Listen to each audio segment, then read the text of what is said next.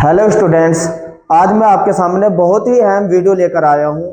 जैसे कि आप सबको पता है 24 तारीख में आपका हिंदी का पेपर है और इस वीडियो के माध्यम से मैं आपको पूरी हिंदी की तैयारी करा दूंगा। जैसे ही आप मेरी ये पूरी वीडियो देखोगे आप हिंदी का पूरा पेपर आसानी से सोल्व कर जाएंगे। देखिए होता क्या है, आपको अगर हिंदी का पूरा पेपर आपने लर्न कर लिया तो किसी को कॉपी में लिखने का अनुभव नहीं, कोई समय से बीट हो जाएगा, किसी का पेपर छूट जाएगा और ये तरह तरह की समस्या आएगी। जब आप मेरी ये वीडियो देखोगे तो आपको किस समय में कितना क्वेश्चन करना है, कॉपी में कैसे करना है और अच्छे मार्क्स कैसे लाने हैं, इस वीडियो के माध्यम से आपको सारी छोटी से छोटी चीजों का पता चलेगा। तो आइए मैं आपको इस वीडियो के माध्यम से हिंदी का पूरा पेपर करना सिखा देता हूं। आइए, ये मेरी 2 पार्ट में वीडियो आएगी। खंड क इस वीडियो में कवर करेंगे, खंड क अगले वीडियो में कवर करेंगे। आपको हिंदी में कॉपी में कैसे पेपर करना है उस सब पे इस पे बात करूंगा और पूरा पेपर हल कराता हुआ चला जाऊंगा। आइए चलते हैं इस पेपर के ऊपर। आइए पहले थोड़ा सा हिंदी का फॉर्मेट समझा दूं आपको। जो हिंदी का पेपर आएगा, जो भी हिंदी का पूरा पेपर आएगा उसमें देखिए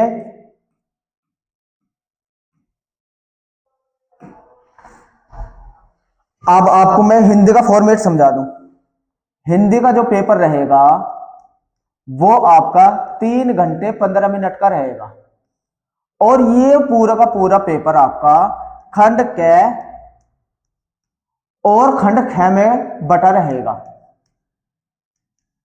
खंड क 50 नंबर का आएगा और खंड ख भी 50 नंबर का आएगा। ठीक है, खंड क में जो पर्सन रहेंगे वो 7% खंड क में रहेंगे और नेक्स्ट 7% रहेंगे खंड ख में।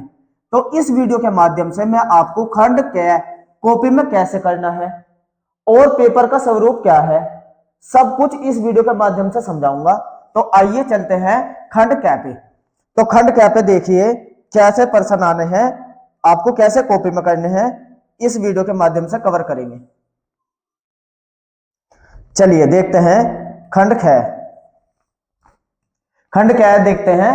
खंड क में जो पहला पर्सन रहेगा वो बहु विकल्प का रहेगा। आपको क्या बात करनी है, जैसे ही आपको कॉपी मिलेगी, कॉपी मिलने का 20 मिनट का आपको टाइम मिलेगा।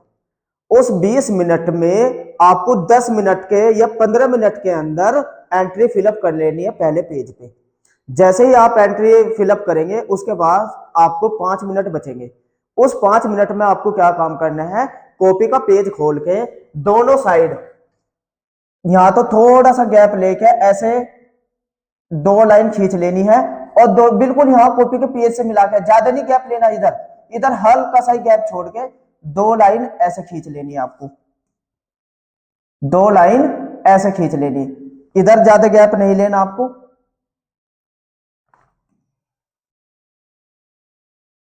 ये 2 लाइन ऐसे खींच लेनी काले पेन से। ठीक है, ये आप 5 मिनट में करीब कम से कम 8-10 पेज पे कर लेना है ये काम, ताकि आपका समय बचा रहे। तो उसके बाद जब आप 2 लाइन ऐसे खींच लेंगे तो आपको ऊपर लिखना है यहां काले पेन से खंड क, खंड क, और इसी के नीचे आपको लिख देना है ऐसे करके काले पेन से ही उत्तर नंबर 1। ये रहेगा बहुविकल्पीय, बहुविकल्पीय, ये काले पेन से करना आपका उत्तर, ये डाल देना कॉपी में बहुविकल्पीय उत्तर। अब आपको एक लाइन छोड़ के देखिए बहुविकल्प ये ऐसा आएगा क ख ग घ अड। कॉपी में पर्सन नहीं उतारने ना ये चारों बहुविकल्प उतारने, आपका समय बर्बाद हो जाएगा और पेपर छूट जाएगा। आपको करना कैसा है, कॉपी में यहां आपने उत्तर 1 डाले, एक लाइन छोड़ के यहां लिख लीजिए क, बिना लाइन छोड़े ख ग घ और अने, ये 5 आप ऐसे लिख लीजिए। और अब देखिए जैसे कि आप क्या कर रहे हैं, आचार्य रामचंद्र शुक्ल ने हिंदी साहित्य का प्रथम मौलिक उपन्यास किसको माना है, किसको माना है, आंसर है फर्स्ट परीक्षा गुरु। तो आपको कॉपी में ऐसे लिख देना क्या के सामने फर्स्ट परीक्षा गुरु, ऐसे ही लिख देना आपको परीक्षा गुरु। इसी तरीके से ख का जो भी उत्तर रहेगा आपको ख का लिख देना है, फिर ग का, फिर घ का। इस तरीके से आप फिर 2 लाइन यहां खींच लेंगे। ये आपका पहले पेज पे ही 5 लाइन में ये क्वेश्चन हो जाएंगे। अभी मैं कॉपी में भी दिखाऊंगा कि कॉपी में आपको करना कैसे है। इस वीडियो में आपको सारी चीजें सिखाऊंगा, टाइम भी बचत हो जाएगी, पेपर भी पूरा सोल्व हो जाएगा। देखो प्रश्न नहीं उतारना आपको। इसके बाद आपको क्या करना है, इसी के नीचे लिख लेना है खंड ख, और खंड ख वो उत्तर नंबर 2, सॉरी यहां आएगा उत्तर नंबर 2, ख नहीं है इसका, उत्तर नंबर 2 आएगा। और इसके भी बहुविकल्प आएंगे, यही लिख लेना आपको काले पेन से, बहुविकल्पीय उत्तर। और इसके भी ऐसे ही क, एक लाइन छोड़ के ख, ग, घ और अड, ये 5। अब रही बात कि आपको ये याद कहां से करने हैं। आप क्या करते हैं, मॉडल लेते हैं और मॉडल में से बहुविकल्प को याद करना शुरू कर देते हैं, और फिर जाके पेपर में देखते हैं ये बहुविकल्प आए हुए हैं, वहां आपको मिलते ही नहीं वे, और अगर मिलते भी हैं तो याद नहीं रहते। तो इसके लिए मैंने आपके लिए हिंदी की गद और पद के पूरी की पूरी थ्योरी की 2 वीडियो बनाई है, तो उनको देख लीजिए एक बार, और फिर देखते हैं कि ये प्रश्न होते हैं या नहीं होते हैं। हो जाएंगे, उन 2 वीडियो को जरूर देख लीजिएगा, ठीक है ना। वे 2 वीडियो मैंने इस उत्तर नंबर 1 और उत्तर नंबर 2 के लिए बनाई हुई है, ठीक है। और कॉपी में कैसा करना है आइए दिखा देता हूं। तो पेपर तो ऐसे ही आना है, पहला खंड क का पहला प्रश्न तो ये रहा। नेक्स्ट देखिए दूसरा, जो प्रश्न नंबर 2 पेपर, जैसे कि देखो क, ख, ग, घ, ड, तो टोटल कितने क्वेश्चन हो गए 10। अब कॉपी में ये आपको कैसे करने हैं देखिए, ये किया मैंने कॉपी में, ऊपर मैंने लिख दिया खंड क काले पेन से बहुविकल्प उत्तर लिख दिया, और यहां देखो एक लाइन छोड़ के क, ख, ग, घ, अड। कॉपी जब आपको मिलेगी, देखो 2 लाइन ये खींची हुई और 2 लाइन मैंने इधर खींची हुई, जो कि आपको अभी दिख नहीं रही। तो 5 क्वेश्चन ये जब उत्तर हो जाएगा, जैसे पहले का पहला था तो मैंने लिख दिया परीक्षा गुरु, ब्लू पेन से ये लिख दिया। तीसरे का यो ख का तीसरा था, उसका उत्तर लिख दिया। तीसरा ये रहा, ये मैंने 5 के 5 उत्तर लिख दिए। तो प्रश्न तो नहीं उतारा मैंने। फिर 2 लाइन आपने ऐसे खींच दी, ये पूरा होने के बाद फिर एक लाइन छोड़ के उत्तर नंबर 2, इसका भी लिख दिया बहुविकल्प उत्तर। और इसके भी क, ख, ग, घ, अड, क्या का चौथा उत्तर सही था, तो चौथे नंबर डाल के महावीर प्रसाद द्विवेदी। ख का तीसरा उत्तर सही था, सूर्यकांत त्रिपाठी। जो उत्तर सही है नंबर डालो वो, और ऐसे लिखते चले जाओ। इस तरीके से आपके 10 के 10 उत्तर ये हो जाएंगे, और ये 10 के 10 उत्तर आपको मेरी वीडियो से कर लेने हैं। नेक्स्ट, अब आएगा प्रश्न नंबर उत्तर, देखो एक ही पेज पे ये तीसरा भी उत्तर आपका शुरू हो जाएगा। कॉपी जो आएगी बोर्ड की, उसी पेज पे पहला उत्तर भी हो जाएगा, पेज भी गिनते रहना, और दूसरा भी उत्तर हो जाएगा। तीसरा जब आप शुरू करोगे, तीसरा क्या आता है, तीसरा जो प्रश्न होता है आपका तीसरा, वो एक गद्यांश दिया रहेगा। अभी मैं कॉपी में भी दिखाऊंगा, पेपर भी दिखाऊंगा। गद्यांश दिया रहता है, तो उस पर आधारित प्रश्न के उत्तर आपको देने होते हैं। तो उस गद्यांश के 5 प्रश्न आते हैं। पहला प्रश्न संदर्भ का आएगा, दूसरा व्याख्या आएगा, और 3 उसमें से छांटने को आएंगे, ठीक है। अब ये याद कहां से करना है ये भी मैं तरीका बताऊंगा, हर एक प्रश्न पे बात करूंगा आपसे। तो सबसे पहले जैसे ही वो जोन सा 2 गद्यांश दे रहेंगे, उसमें से एक आपको करना रहेगा। तो आपको क्या कर लेना है, शुरू के 2 शब्द उठाए, जोन सा भी आप गद्यांश कर रहे हैं, और ब्लैक पेन से डैश डैश करके आपको 2 शब्द लास्ट के लिख लेना है, ताकि जो भी आपकी कॉपी चेक करेंगे उनको पता चल जाए आपने कौन सा गद्यांश किया है, क्योंकि 2 रहेंगे ना अथवा में। तो जोन सा भी करना है, 2 शब्द उसके डैश डैश करके 2। और इसी पेज पे, पहले पेज पे आप संदर्भ लिखिए। संदर्भ आपको यही करना, प्रस्तुत गदावरण हमारी पाठ्य पुस्तक के गद्य भाग में संकलित तथा हिंद के सुविख्यात लेखक, यहाँ तो आपको लेखक का नाम बदल देना, जो भी लेखक वो गद्यांश आया है, बस एक तो लेखक का नाम बदलो, गद्यांश यही लिखो, एक यही गद्यांश याद कर लो। और फिर लेसन का नाम लिख देना, लिखित निंदा रस नामक ललित निबंध से अवतरित है। गद्यांश जो है वे सारे निबंध से आए, निबंध है, तो निबंध से अवतरित है। तो आपको एक बस ये बदल देना जिससे आया, और ये अब इसको तैयारी कैसे करनी, सवाल होता है, लिख तो देंगे आप, लेकिन पढ़े कहां से, संदर्भ तो यही चल जाएगा। संदर्भ के 2 नंबर तो आपको मिल जाएंगे। 2 नंबर इसी संदर्भ को, बस आपको क्या काम करना है, यहाँ इसको बदल देना, इसको बदल देना, संदर्भ यही है। अब सवाल पैदा होता है कि इस उत्तर को करे कैसे। आइए इस पे बात करता हूं कि ये प्रश्न आपको याद कहां से करना है। मॉडल वॉडल कहीं नहीं याद करना, आपको क्या काम करना है आइए मैं समझा देता हूं। देखिए ये गद्यांश आएगा तीसरा ऐसा, देखो मैंने ये 2 शब्द लिए थे ना, निंदा का और डेड कर मारता है। और देखो पहला ही प्रश्न है, उपयुक्त गद्यांश पाठ एवं लेखक के नाम लिखिए, है ना, पहला ही जो मैंने अभी संदर्भ पीछे दिखाया, पहले पेज पे संदर्भ आ जाएगा। फिर आप दूसरा पेज खोलिए, उसका फिर व्याख्या करनी है रेखांकित अंश की। ये कैसे करते हैं ये सिखाऊंगा आपको। फिर लेखक के अनुसार ये इसमें से प्रश्न उत्तर आपको छांटने, ये इस गद्यांश के अंदर से छांटने। अब आपको लग रहा है कि आसानी से छांट देंगे, ऐसा नहीं है। इसकी तैयारी करने का तरीका बताऊंगा। आप एक एक क्वेश्चन पे आपसे मैं बात करूंगा। प्रश्न 1 2 पे बात हो गई, प्रश्न नंबर 3 पे बात चल रही है कि गद्यांश का कॉपी में कैसे लिखे, उसका तरीका बता देता हूं। पहले देखिए कॉपी में मैंने कैसे किया ये, हाँ ये तरीका बता देता हूं। तरीका देखिए, आपको क्या काम करना है, शुरू में जो आपके लेसन है गद्यांश में जो भी है, किसी भी जगह जैसे राष्ट्र का स्वरूप, रॉबर्ट नर्सिंग होम में अशोक के फूल, भाषा और आधुनिकता, निंदा रस, हम और हमारा आदर्श, ये लेसन क्रम से आप याद कर लो। और फिर इनके लेखक के नाम याद कर लो। राष्ट्र का स्वरूप किसने लिखा, डॉक्टर वासुदेव शरण अग्रवाल ने। रॉबर्ट नर्सिंग होम में श्री कन्हैया लाल मिश्र ने। अशोक के फूल आचार्य हजार प्रसाद द्विवेदी ने।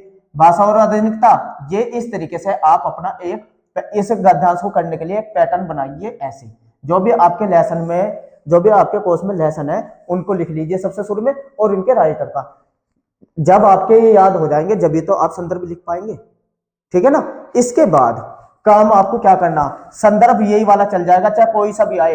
प्रस्तुत गदावरण हमारी पाठ्य पुस्तक के गद भाग में संकलित तथा हिंदी के सुविख्यात लेखक, यहाँ लेखक का नाम लिख देना चाहे जिसके भी आया हो, और जे द्वारा लिखित यहाँ उसका नाम लिख देना जिस जिस लेसन से वो आया। नमक ललित संदर्भ से अवतरित है। संदर्भ तो यही याद कर लो, सब में यही चल जाएगा, संदर्भ की टेंशन खत्म। इसके बाद अगर वो पहले लेसन से आता है, अब आपको क्या काम करना, इस क्वेश्चन पे आपको किताब का पहले राष्ट्र का स्वरूप को पढ़ लो, बस पढ़ लो, कोई गद्यांश की व्याख्या याद नहीं करनी, कुछ नहीं याद करना, लिखने का तरीका बताता हूं। तो आप पहला लेसन पढ़ लो, दूसरा लेसन पढ़ लो, तीसरा लेसन पढ़ लो, एक बार उसे एक दौरे से पढ़ लो। पढ़ लिए इसलिए कह रहा हूं ताकि जो भी पैराग्राफ आए उसकी आपको पहचान हो जाए। अगर आपने संदर्भ गलत कर दिया कॉपी के अंदर तो फिर वो एग्जामिनर जो चेक कर रहा है आपकी कॉपी वो समझ जाएगा, जब इसे यही नहीं पता बच्चे को कि ये संदर्भ कहां से आया है, किस लेसन से आया है, तो व्याख्या इसकी गलत होगी। इसलिए उसके दिमाग में ये बात ना आए कि आपने व्याख्या गलत कर दी। उसके लिए आपको क्या तैयारी कैसे करनी है कि शुरू के 2 3 4 5 लेसन को एक बार हिंदी पढ़ लेनी है। इतना तो कर लोगे आप। क्यों, क्योंकि इतना करने के बाद आप पहचान कर लेंगे कि ये गद्यांश कहां से आया, तभी तो संदर्भ ठीक हो जाएगा। अब लिखेंगे कैसे, जब आपको किसी चीज की कहानी पता चल जाएगी तो लिखने का तरीका, अगर वो पहले लेसन से आता है तो आपको ये लिखना व्याख्या डाल के। पहला लेसन राष्ट्र के स्वरूप से अगर वो आता है, डॉक्टर वासुदेव शरण अग्रवाल के अनुसार राष्ट्रीयता और पृथ्वी का संबंध अटूट और अनिवार्य रूप से आवश्यक होता है, इसलिए अब जिसके पैराग्राफ के नीचे लाइन लिखी ना, थोड़ी सी बातें उसकी पूरी करके लिख दो। तो देखो पहले ही लेसन का व्याख्या बन गया। अब तो खत्म होगी ना व्याख्या की टेंशन, व्याख्या की टेंशन खत्म होगी। बस आपको पहचानना है। और लिखने का तरीका ये तो नहीं व्याख्या, इतना अगर पहले लेसन से आती है इतना लिख दीजिए व्याख्या, और जो उसके नीचे लाइन खींचो थोड़ा ऊपर से देखिए उस लेसन में क्या बताया थोड़ा वो लिखिए, और जो नीचे लाइन दी उसका अर्थ लिख दीजिए। इस तरीके से पहले लेसन का हो गया याद। दूसरे लेसन से अगर रॉबर्ट नर्सिंग होम से आता है तो आपको व्याख्या में ये एक बार इसे लर्न कर लो बस। श्री कन्हैया लाल जी के अनुसार लेखक ने विश्व प्रसिद्ध मानव सेविका मदर टेरेसा की सेवा भावना एवं आत्मत्याग की मनोरम झांकी प्रस्तुत की है, इसलिए फिर इसके डैश जो भी आया आप लाइन जिसके नीचे आई उसके नीचे का लिख देंगे।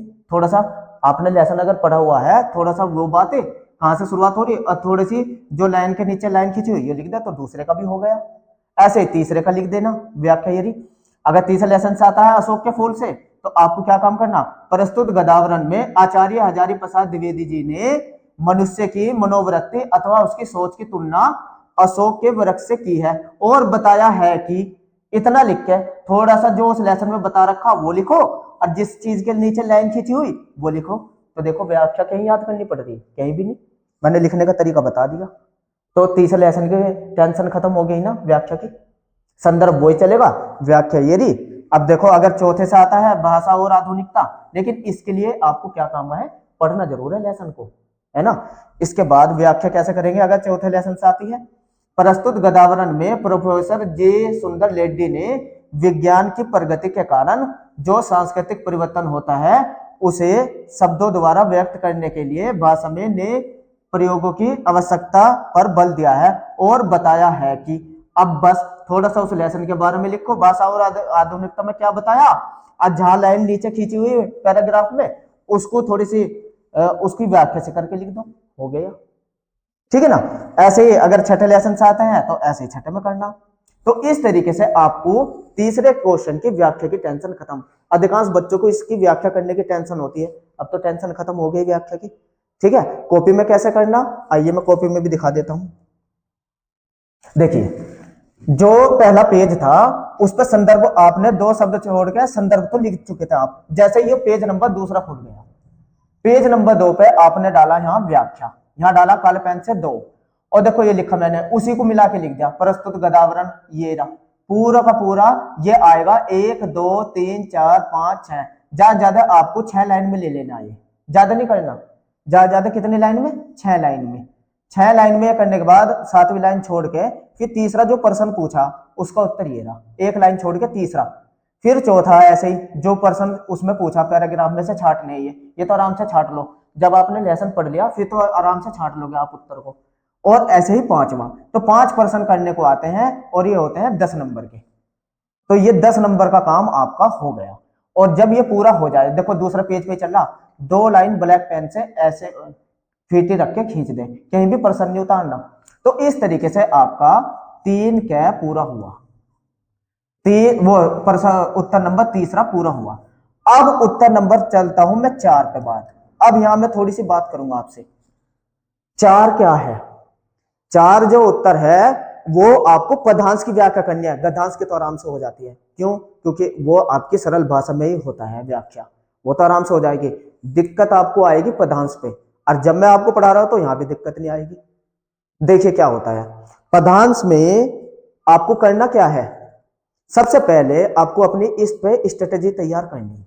वो क्या है, अधिकांश बच्चे सारा पेपर हल करेंगे, लेकिन कंपटीशन तो इसी क्वेश्चन पे होना ना। अधिकांश बच्चे इसको कहते हुए तुक्का मारते हैं और गलत कर बैठते हैं। लेकिन आपको अगर अच्छे नंबर लेने, जहां और बच्चे ना कर पाए वहां आप करो, तो हिंदी में नंबर अच्छा आएंगे ना। तो इस प्रश्न को गलत करने के चांस सबसे ज्यादा होते हैं, लेकिन मैं आपको बताऊंगा कि गलती बिल्कुल नहीं करनी। जहां और बच्चे गलती करेंगे आप नहीं करेंगे। आपको मैं तैयारी करने का तरीका बताता हूं इसको कि कैसे तैयार करना है प्रश्न। बात हो रही है उत्तर नंबर 4 की। यह आएगा पदांश, पदांश आता है आपका, और इसमें पदांश के ऊपर जैसे तीसरे के प्रश्न उत्तर आए ना 5, ऐसे ही पदांश के भी आएंगे 5। शुरू में आपको लिखना है संदर्भ। अब इस संदर्भ का अलर्ट रहना, पहला ही प्रश्न आएगा संदर्भ, इस संदर्भ को अलर्ट कहना। उसका संदर्भ और इसका संदर्भ में थोड़ा सा अंतर आता है।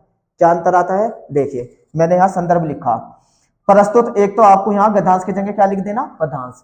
वही उत्तर ऐसे लिखना, पहले 2 शब्द लो जोन से आप करने, डैश डैश करके ब्लैक पेन से 2 शब्द यहां खींच दो। ये दूसरे पेज पे हो रहा काम, और दूसरे पेज पर संदर्भ तक लिखना बस। ठीक है, प्रस्तुत पदांश श्री, यहां एक तो कवि का नाम आ जाएगा, जयशंकर जो जिस पे लेसन आया वो, जी द्वारा रचित लहर नामक कविता संग्रह, ये है कविता संग्रह से हमारी पाठ्य पुस्तक काव्यांजलि में संकलित गीत। देखो 3 जगह, एक तो कवि का नाम, एक ये आ जाएगा कविता कौन सी कविता से आया 2, और एक आ जाएगा उस कविता में कौन सा शीर्षक है 3। बहुत से बच्चे क्या कहते हैं, बस 2 ही चीज दे पाते हैं, कवि का नाम और गीत का नाम, लेकिन ये नहीं दे पाते कि ये कौन सी कविता से है उनकी। कभी सोचा इस बात को, संदर्भ यहां गलती कर देते हैं आप। इसमें आपको क्या करना है, यहाँ कविता संग्रह भी बतानी है कौन सी कविता से आया। ऐसे करने के लिए घबराओ ना, मैंने इसकी भी स्ट्रेटेजी बनाई हुई याद करने की, आइए देख लेते हैं। तो नेक्स्ट पेज पे देखो पदांश की बात, पवन दूतिका, सबसे पहला ही लेसन है आपका पवन दूतिका। ये उनका कविता संग्रह है प्रिय प्रवास। और किसने लिखा? अयोध्या सिंह उपाध्याय ने, अयोध्या सिंह उपाध्याय, ठीक है ना। अयोध्या, देखो पवन दूतिका तो हो गया शीर्षक, और ये हो गया इसका कविता संग्रह, और ये हो गया उसका कवि। तो देखो तीन चीज नहीं आगे, नंबर 1, नंबर 2, नंबर 3, हर उसमें तीन चीज है। कविता संग्रह भी है, कौन से कवि, अगर आप दूसरा लेसन कर रहे हैं, देखो केकाई का अनुताप और गीत, ये तो हो गया शीर्षक, और उसका कविता संग्रह क्या हो गया? साकेत, और ये हो गया उसका कवि। इसी तरीके से अगर तीसरा लेसन देखते हैं, गीत है और श्रद्धा मनु, ये तो हो गया शीर्षक, सुर में शीर्षक है, और ये कौन सी कविता से है? लहर से, और इसके कवि कौन है? जयशंकर प्रसाद। इसी तरीके से नौका विवार और परिवर्तन, ये हो गया उसका शीर्षक, और उसके है बापू के प्रति, ये हो गया किससे? सुमित्रा नंदन पंत जी का। इसी तरीके से गीत 1 और गीत 2, गीत 1 है सांध्य गीत से, और यो है गीत 2 दीपशिखा से, और गीत 3 है सांध्य गीत से। सांध्य गीत से गीत 1 और गीत 3 है, और गीत 2 जो है दीपशिखा से है, ठीक है ना। और लिखा किसने इसे? महादेवी वर्मा ने। तो आपको ऐसे बना लेने हैं तीन चीज, इसमें तीन चीज कौन सी याद करनी है आपको?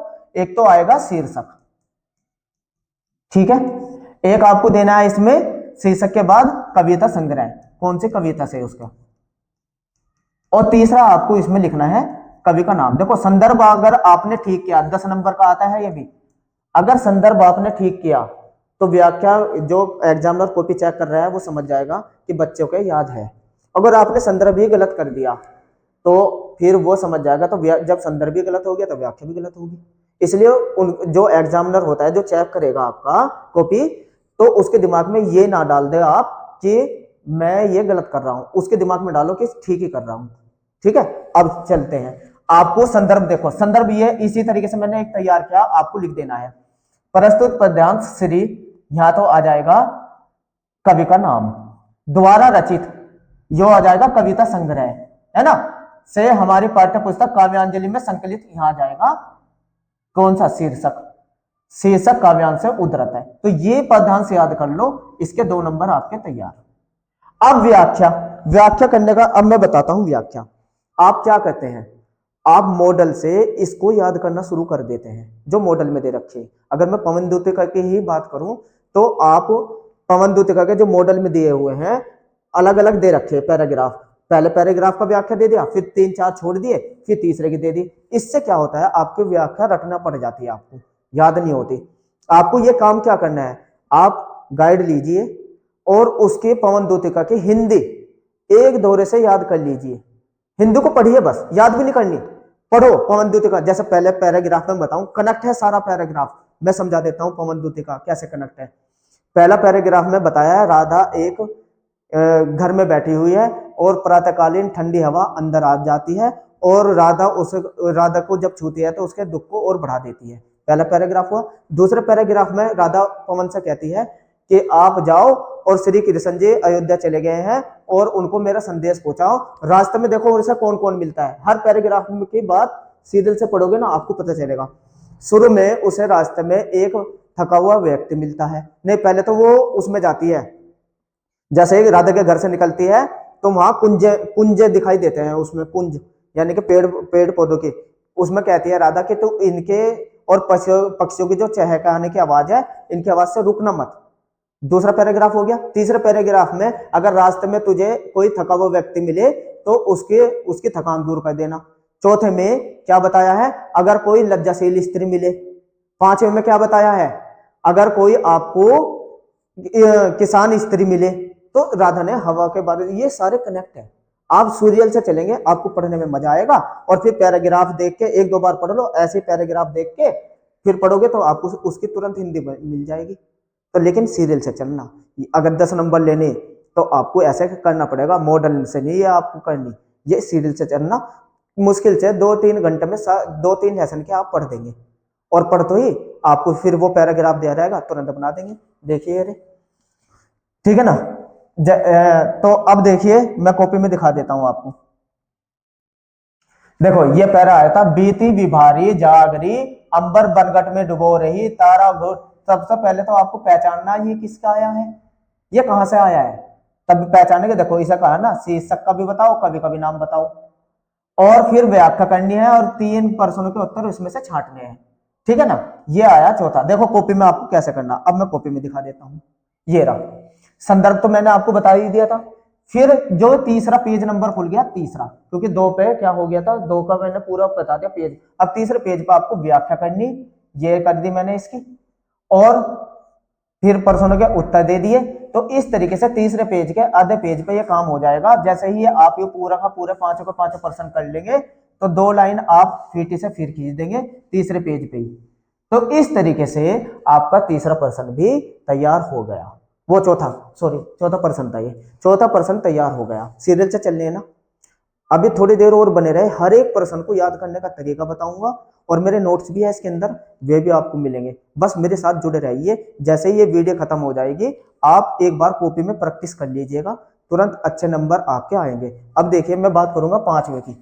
5वें क्वेश्चन में आपको क्या करना है, जो 5वां जो प्रश्न होता है इसमें आता है आपका साहित्य पर, यहां अलर्ट रहना 5वें से। साहित्य परिचय लिखा हुआ आया, पेपर को अच्छे से देख लेना। साहित्य परिचय लिखा हुआ आया या जीवन परिचय लिखा हुआ आया, दोनों में अंतर है। पिछले साल जो पेपर आया था उसमें साहित्य परिचय लिखा हुआ आया था, और बच्चे क्या कर लेते हैं, जीवन परिचय याद कर लेते हैं। करना ये भी है, करना दोनों ही है, लेकिन बस ये देखना है उसने साहित्य परिचय बोला या जीवन परिचय बोला। जो पिछले पेपर आया था अभी मैं बताता हूं, उसमें साहित्य परिचय लिखने को आया था। उत्तर नंबर 5 यहां डालिए आप, उसके नीचे उत्तर नंबर 5 जिसकी लिखने जा रहे हैं, जैसे कन्हैया लाल मिश्र प्रभाकर के आप लिखने जा रहे हैं, तो वो कैसे लिखनी है। सबसे पहले तो आप जीवन परिचय डालिए, जीवन परिचय डाल लीजिए। अब मैं इस पे बात करूंगा कि ये याद कैसे करना आपको। कहीं जीवन परिचय भी याद करने की चीज होती है क्या? नहीं। देखो मैं लिखने का तरीका बता देता हूं।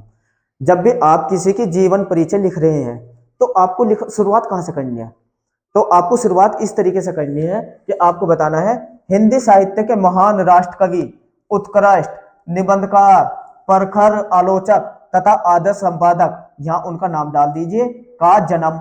फिर यह जन्म याद रखना, बस उसका जन्म, मृत्यु, माता पिता का नाम याद रखना है बस आपको। ठीक है।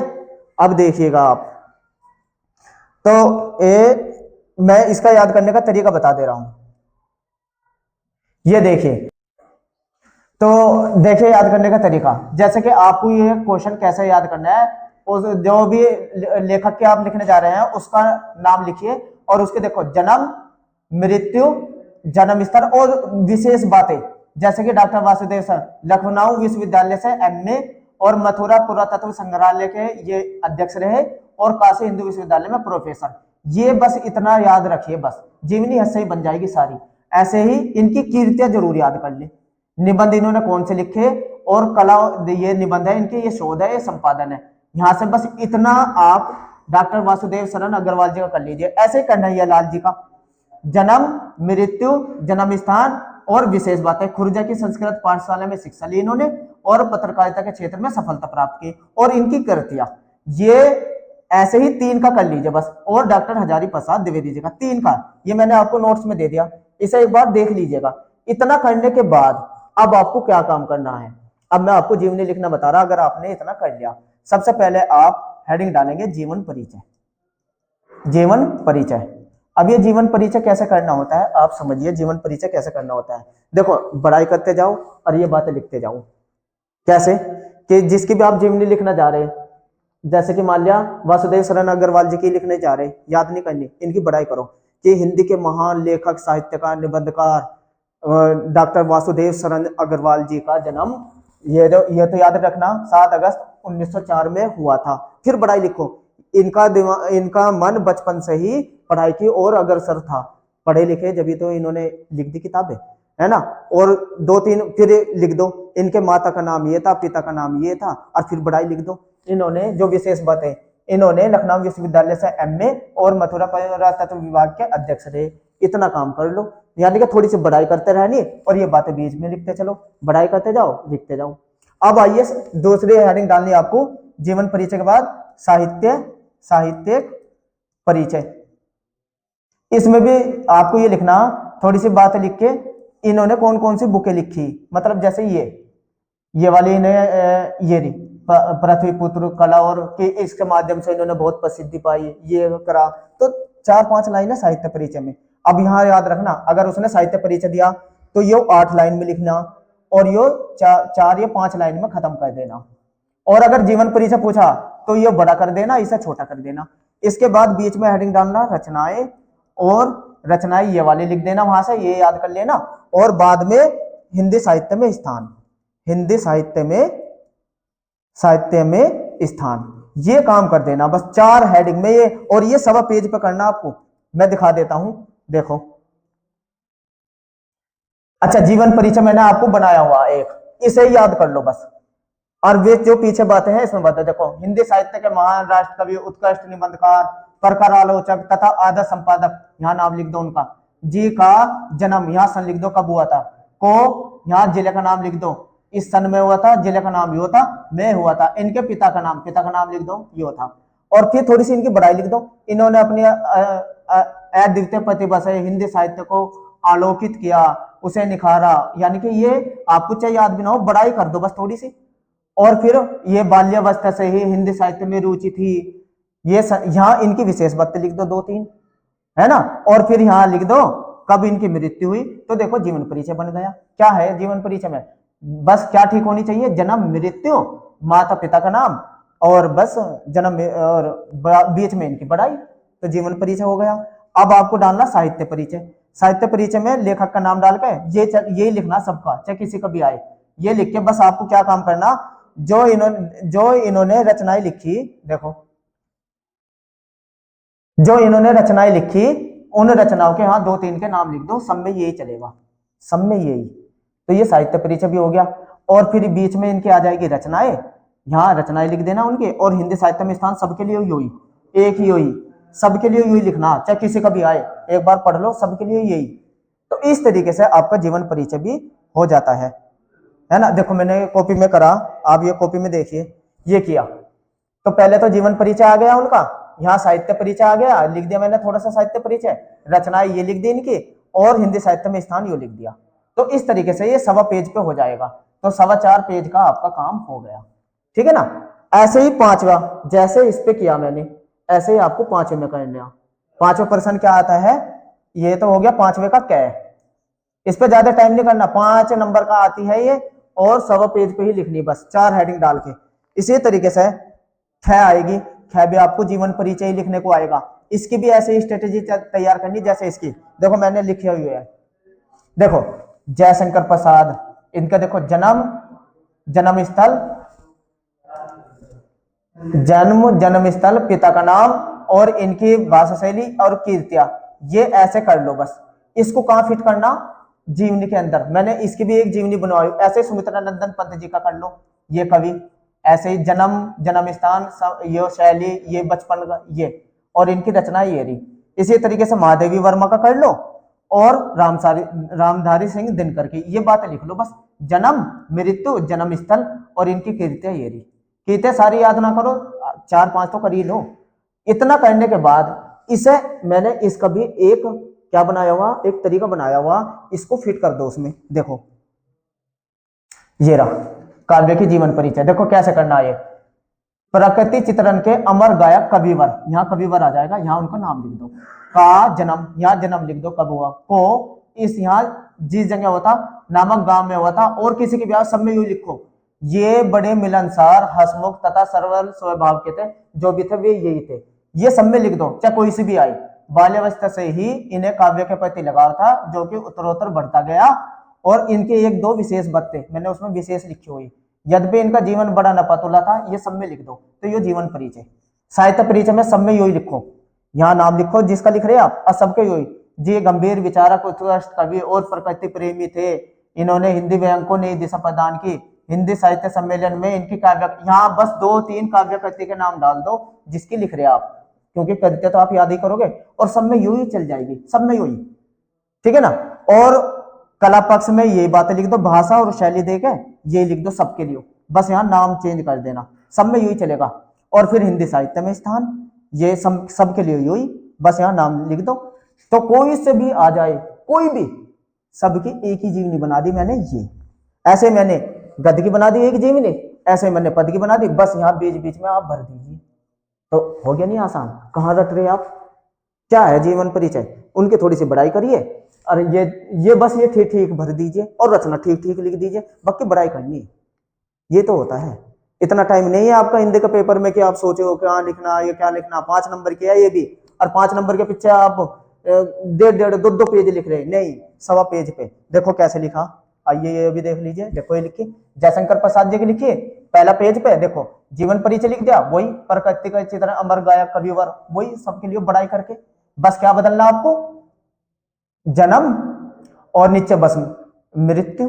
देखो ये जीवन परिचय आ गया, उसी पेज पर साहित्य परिचय आ गया, है ना। बस इनके थोड़ी सी मैंने ये बदल दी, ये इनकी 2-3 रचनाओं के नाम लिख दिया, नहीं तो सबके लिए यही लिखना। और फिर कीर्तियां, उनकी कीर्तियां तो याद करनी पड़ेगी आपको, और उसके लिए मैंने पहले ही बता दिया, नोट्स मैंने प्रोवाइड करा दिए। ये हो गया। और देखो एक पेज का काम तो ये हो गया करते तक, और अगले पेज पे साहित्य में स्थान, साहित्य में स्थान, ये हो गया। तो आपके 5 क्वेश्चन तक पूरे हो गए, ठीक है। 5 क्वेश्चन तक पूरे हो गए, आ गया समझ में। अब छठे की बात करूंगा।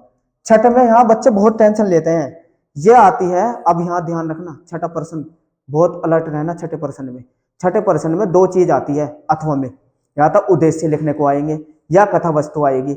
इन दो में से क्या करते हैं, तो आपको क्या करनी, कथा वस्तु करनी। अब लिखने का तरीका बता दूं। कथा वस्तु को पूरी कहानी लिखते हैं बच्चे 1 पेज पे, 1.5 पेज पे, जबकि पूछा तो कथा वस्तु है। किसको कहते हैं कथा वस्तु? वहां पेपर में तो आ रही कथा वस्तु, आप क्या कर रहे, उसकी कहानी को पूरा लिख रहे। जैसे पंचलाइट आ गई कि यो एक गांव की ये है पूरी कहानी। कहानी थोड़ी पूछ रहा आपसे, आपसे तो उद्देश्य है या कथा वस्तु पूछ रहा। और यहाँ बच्चे बहुत ज्यादा गलती करते हैं पेपर में, कथा वस्तु। आइए मैं बता देता हूँ कथा वस्तु क्या होती है। देखिए, अगर आपको ध्रुव यात्रा की कथा वस्तु लिखनी, किसी की भी आए, किसी की भी, बस वही लिखना आपको। जैसे यहाँ तो बस आपको उस कहानी का नाम लिखना। देखो कथा वस्तु डाल दो, कथा वस्तु ही करकानी की कॉपी में, ये ध्यान रखना। कथा वस्तु जरूर आती है, लिखनी है। सबसे पहले उसका नाम लिख दो जो कहानी आप लिखने, और यहाँ उस लेखक का नाम लिख दो जिसने वो लिखी। अब कहोगे ये कहां से लिखेंगे, इसका मैंने तरीका बनाया हुआ, बस आप पहले कॉपी में देख लीजिए। किसी की भी आए, यहां और यहां बदल दीजिए, बाकी सब में यही लिखिए। देखो कैसे कि ध्रुव यात्रा हिंदी के सुप्रसिद्ध कहानीकार जनेंद्र कुमार द्वारा लिखित एक मनोवैज्ञानिक चरित्र प्रधान और मार्मिक कहानी है। अब यहाँ अगर आ जाए पंचलाइट, तो यहाँ पंचलाइट जोड़िए, यहाँ पंचलाइट के लेखक जोड़िए। आ जाए बहादुर, यहाँ बहादुर लिखिए, यहाँ बहादुर के लेखक का नाम लिखिए। मैं बताऊंगा कहाँ है ये, और सब में फिर ये लिखते चले जाइए। किसी की भी आए, मार्मिक कहानी है। इन्होंने मनोवैज्ञानिक कहानियां लिखकर हिंदी कहानी कला के क्षेत्र में एक नवीन आयाम स्थापित किया है। सब में ये लिखना। फिर यहाँ लेखक का नाम फिर दोबारा लिखे, ने इस कहानी में मानवीय संवेदनाओं को मनोवैज्ञानिक तथा दार्शनिक दृष्टिकोण में समान्वित करके एक नई विचारधारा को जन्म दिया है। कहानी में बताया है कि अब यहाँ थोड़ी सी कहानी लिखिए। अब बहुत लिखने का शौक है ना कहानी को, अब लिखिए, थोड़ी थोड़ी बातें लिखिए। कहानी में क्या बताया, अब लिखो। अब ये लिखो, और थोड़ा सा अगले पेज तक थोड़ा सा लिख दीजिए। 80 शब्दों में ये करना होता है, 1.5 पेज ऐसा नहीं करना। थोड़ा सा यहाँ इस पेज को पूरा किए और थोड़ा अद्धा वहां ले लीजिए, और ये आपकी पूरे के पूरी कथा वस्तु हो जाएगी। तो ये तो सब में करना बस आपको।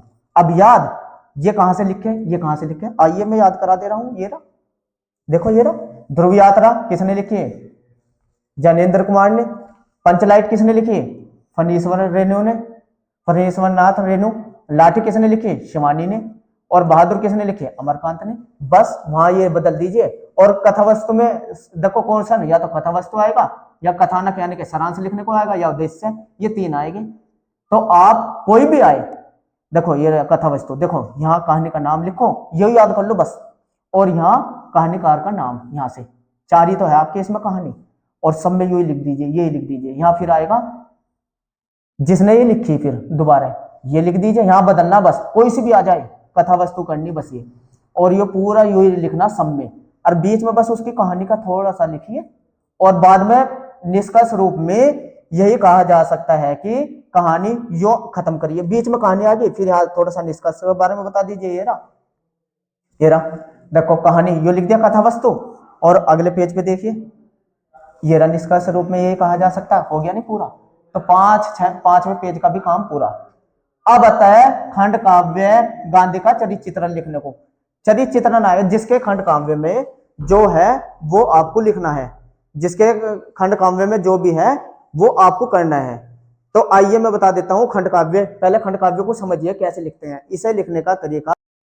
तो देखिए ये खंड काव्य किसे कहते हैं, पहले तो इसको समझ लीजिए। खंड काव्य क्या होता है, चरित्र चित्रण लिखने को आता है खंड काव्य क्या होता है, पहले तो इसका स्वरूप समझिए ही क्या होता है। और देखो मैंने कितना अच्छे से लिखा हुआ, पहले समझा देता हूं,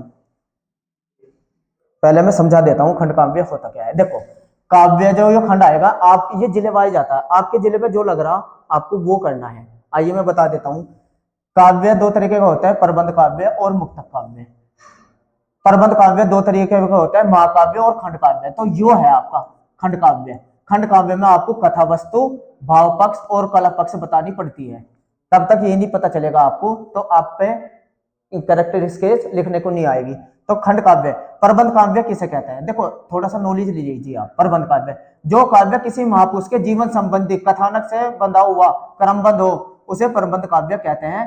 तो प्रबंध काव्य समझ में आ गया। प्रबंध काव्य क्या होता है, यानी कि अगर किसी महापुरुष की सीरियल से चल रही, बचपन से लेके एंड तक की सारी बातें बता रहे हैं, है ना, तो उसे कहते हैं प्रबंध काव्य। और इसके दो होते हैं, महाकाव्य और खंड काव्य।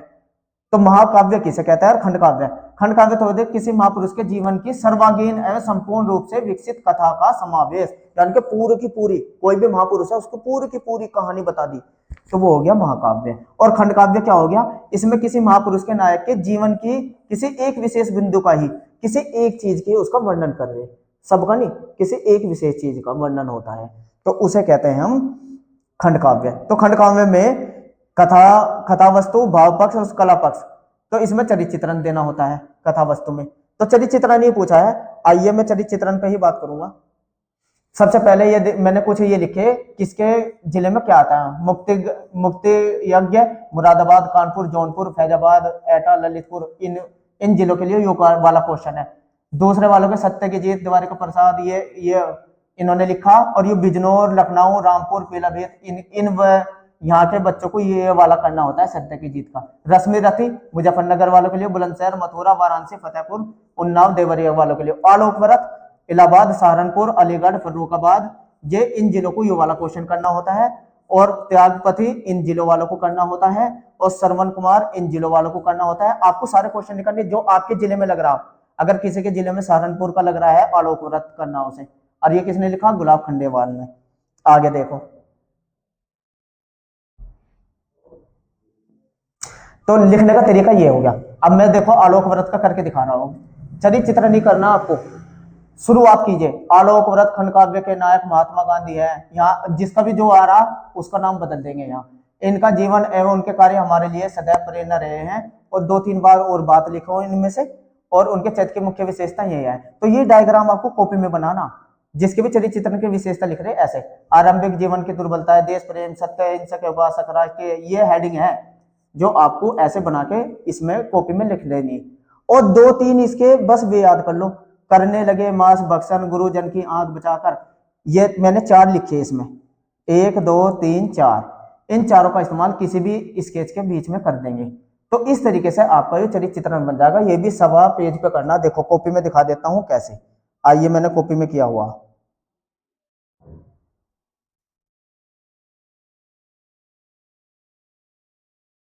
देखिए उत्तर नंबर 7, खंड काव्य गांधी का चरित्र चित्रण। पहले वही लिख लो जो बात है, सबके लिए ये लिखनी है, बस नाम बदल देना। यहाँ यो बदल देना, यहाँ ये बदल देना, बस ये 2-4 बात उनके लिखे। निम्नलिखित चरित्र की विशेषता है, ये ऐसे डायग्राम बनाने हैं कॉपी में हेडिंग का।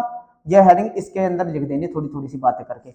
और फिर देखो ये आरंभिक जीवन की दुर्बलताएं, बस एक लाइन में लिख देना कि गांधी जी की आरंभिक जीवन की दुर्बलताएं बहुत ही अधिक कठिनों भरी थी, बस इतना लिख देना। और योग लिख देना। फिर देश प्रेम, गांधी जी अपने देश से, ये कोई याद नहीं करना, बना के लिखो। गांधी जी अपने देश के प्रति बहुत ही देश प्रेम थे और उन्होंने हमेशा अहिंसा के रास्ते पे चले हैं, बस बात खत्म। सत्य और अहिंसा के उपासक, ये भी लिख दिए, गांधी जी हमेशा सत्य और अहिंसा के उपासक रहे हैं, उन्होंने कभी भी झूठ का सहारा नहीं लिया, बात खत्म। राष्ट्रीय एकता के पक्षधर रहे हैं, ये भी 2-3 बातें लिख दीजिए। जनतंत्र में आस्था, ये 2-3 बातें लिखे। देखो यहाँ फिर श्लोक का इस्तेमाल कर दीजिए। चार जो श्लोक बताया, एक श्लोक यहाँ लिख दिया आपने, एक श्लोक ये लिख दिया, हिंदू मुस्लिम एकता, ऐसे पूरा करके ये पूरा हो जाएगा। और इस तरीके से आपका खंड क पूरा हो गया। तो खंड ख 50 नंबर का पूरा हो गया। मेरी नेक्स्ट वीडियो में आपको खंड ख जो कि ग्रामर से संबंधित है उसे जरूर देखना। उसको मैंने करने का अच्छे से तरीका बताया, कॉपी में कैसे करना, वहां भी गलती होती है आपसे, कॉपी में करने का तरीका नहीं आता। तो मैंने हर किसी का तरीका बनाया हुआ है। देखिए अब तक मैंने कहीं से याद करने को थोड़ी बताया, बस पहला दूसरा मेरी वीडियो देख लीजिए। और ये तो कॉपी में करने का तरीका भी बता दिया। तो कॉपी में कितने पेज पे कौन सा कार्य हो रहा, समय का ध्यान रखते हुए चलिएगा। ये काम खंड क तक आपका 1.5 घंटे में हर हाल में हो जाना चाहिए, और 1.5 घंटे के अंदर ही होना है, नहीं तो पेपर छूट जाएगा। और जो आपने सपने देख रखे हैं ना अच्छे मार्क्स लाने के, वे सब खत्म हो जाएंगे। तो मैं एक बार प्रैक्टिस जरूर कर लीजिए। इसमें 50 नंबर की आपको बताई है, तो 50 नंबर अच्छे से तैयार करिए। और मेरी नेक्स्ट वीडियो जो कि खंड ख पे होने वाली है उसको जरूर देखिएगा। उसमें आपको छंद, अलंकार, दोहे, श्लोक, संस्कृत में अनुवाद कैसे करना है, कैसे याद करने हैं, पूरी मैंने थ्योरी बनाई हुई है। कहीं से याद करने की जरूरत नहीं, बस वीडियो देखिए, एक बार प्रैक्टिस कीजिए और जाके पेपर करिए। तो मिलते हैं नेक्स्ट वीडियो में, और धन्यवाद आपका मेरे साथ जुड़े रहने के लिए। मिलते हैं।